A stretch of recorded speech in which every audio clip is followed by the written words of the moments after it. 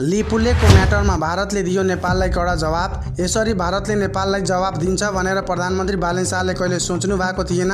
आए दिन भारतले लिपुलेको म्याटरमा नेपाललाई कडा जवाब र चेतावनी दिँदै आएको छ। लिपुले कालापानीको भूमि जहाँ वीर नेपालको पुर्खाहरूले आफ्नो रगत बगाए, आज त्यो भूमि किन सजिलै प्राप्त भइराखेको छैन? भारतलाई यो भूमि नेपालको हो भन्ने कुरा थाहा हुँदाहुँदै पनि किन नेपाललाई दिन मानिराखेको छैन? साथीहरू, नेपालको संसद भवनमा धेरै दिनदेखि लिपुलेको म्याटरमा प्रधानमन्त्री बालेन शाह कहिले बोल्नुहुन्छ भनेर धेरै सांसदहरूले प्रश्न उठाउँदै थिए। तर प्रधानमन्त्री बालेन शाह यो म्याटरमा बोलेर होइन गरेर देखाउन खोजिराख्नु भएको थियो। तर सांसदहरूले धेरै विरोध गरिसकेपछि उहाँले बोले र यस्तो बोले कि नेपालमा मात्र होइन भारतमा समेत हलचल मच्यो। प्रधानमन्त्री बालेन शाहले लिपुलेको म्याटर सुझाउनको लागि भारत सरकार, चीन सरकार र बेलायत सरकारलाई समेत उपस्थिति गराइनेछ भन्ने कुरा स्पष्ट पार्नु भएको थियो। र त्यसपछि भनाइअनुसार बेलायतलाई यो म्याटरमा दखल दिनलाई बेलायत सरकारलाई प्रस्ताव पठाइयो। तर बेलायत सरकारले यो इतिहास र पुरानो घटना हो, यसमा नेपाल भारत आफै बसेर सुल्झाएको राम्रो, यसमा बेलायत सरकारले केही नगर्ने भनेर बालेनको प्रस्तावलाई सिधै ठुक्राइदिएको छ।